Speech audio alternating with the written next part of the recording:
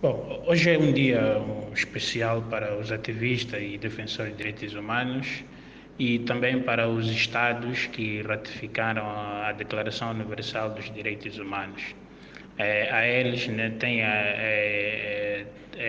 a eles têm a responsabilidade de fazer cumprir aquilo que são os direitos garantidos na Convenção de 1948, após a Segunda Guerra Mundial. Falar concretamente da situação dos direitos humanos em Angola, vale aqui salientar que ainda temos muito pela frente, temos muita estrada para que a situação dos direitos humanos em Angola seja de facto uma, uma situação, ou seja, uma situação cada vez mais respeitada pelo próprio Estado. E também fazendo aqui uma questão de comparação, não é? Podemos considerar que existe alguma melhoria no que concerne a questão das liberdades, não é? Hoje vemos mais oportunidade de pessoas poderem falar e exprimirem aquilo que são os seus, os seus pensamentos, não é? E também ainda é notável, por exemplo, a abertura que hoje existe a nível da comunicação social, não é, que desempenha um grande papel naquilo que é o exercício da liberdade de expressão. E também, por outro lado, podemos aqui reconhecer o esforço do executivo angolano relativamente à ratificação de alguns tratados que antes não tinham sido ratificados pelo Estado angolano e também com a criação de estratégia, embora não foi ainda aprovada, a criação de estratégia para promoção dos direitos humanos em Angola. Quer dizer, tudo isso demonstra, né, desde 2017, o interesse do executivo angolano em criar um ambiente favorável para a questão dos direitos humanos.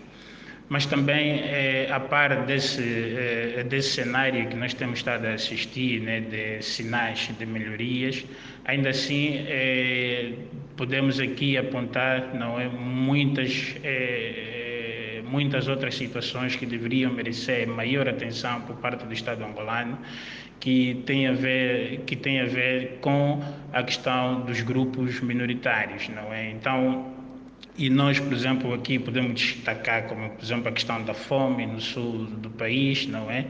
Que há muito vem-se falando sobre essa questão, mas até agora o Estado angolano não consegue criar uma política que visa de forma conjuntural, não é, selecionar esse tal problema. Então, e continuamos ainda a registrar pessoas a morrerem de fome, e a juventude clama pelo primeiro emprego.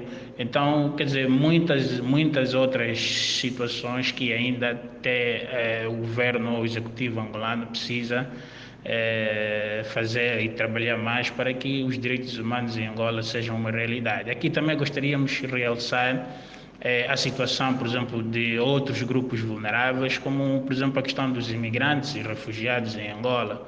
Então, são grupos, não é, que residem cá em Angola e enfrentam muitas dificuldades no seu dia a dia relativamente à questão do exercício da cidadania, à questão do acesso à saúde, à educação, e muitas das vezes até são levados presos, não é, sem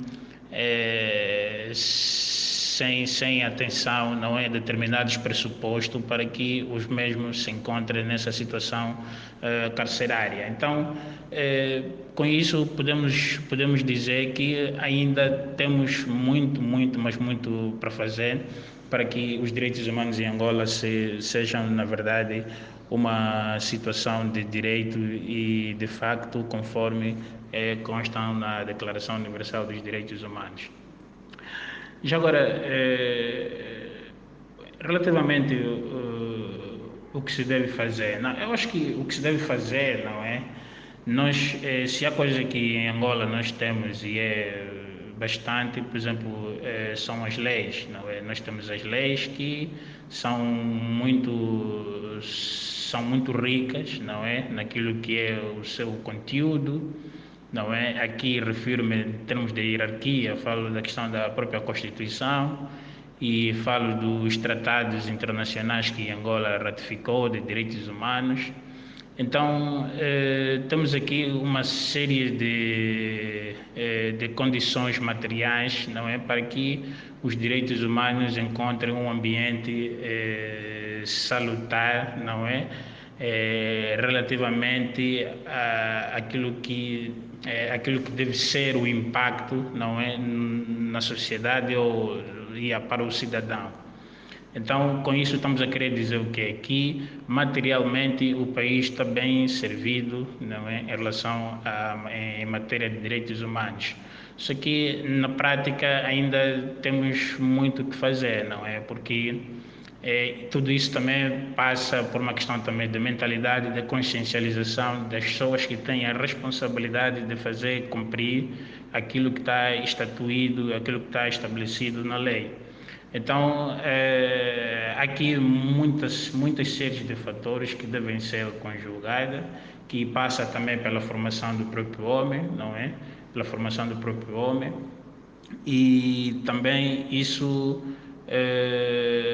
carece, não é? Muitas das vezes, né, daquilo que são as orientações que são passadas pelos seus superiores hierárquicos, não é? Porque se continuarmos, por exemplo, quando acontece, por exemplo, hoje fala-se da questão da onda de violência a nível, por exemplo, de Luanda, né, os assaltos, enfim.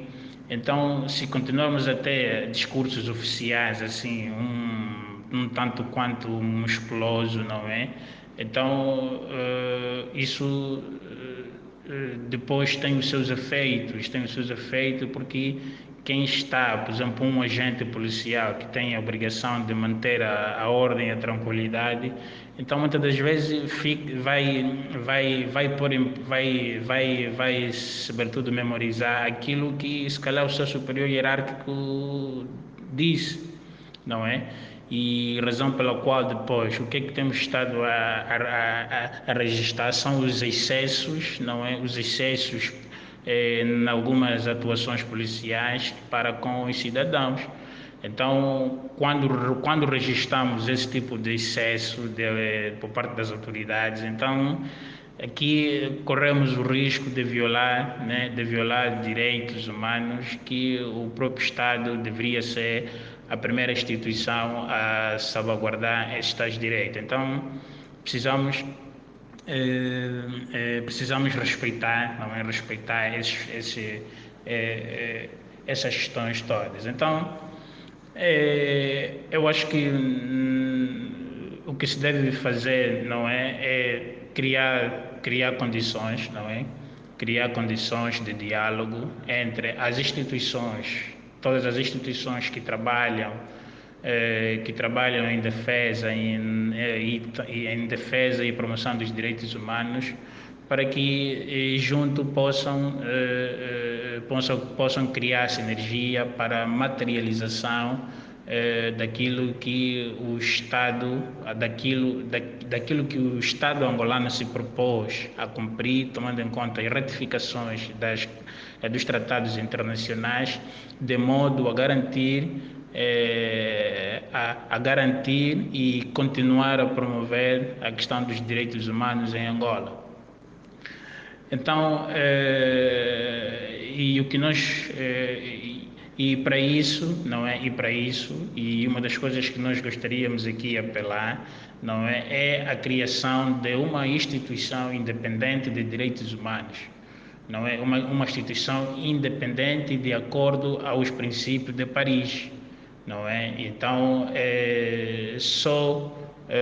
nós, e em relação a essa a criação de uma instituição independente, acho que existem vários exemplos, não é, de outros países, de outra realidade. Não se trata aqui da questão de copiar, mas se devemos copiar algo que nós acharmos melhor para o nosso país, que bom. Mas quando estamos a falar de independência, estamos a falar de uma independência total, não é? uma independência total, sem interferência de qualquer instituição do Estado, não é? De modo que essa instituição possa exercer a sua atividade de forma livre.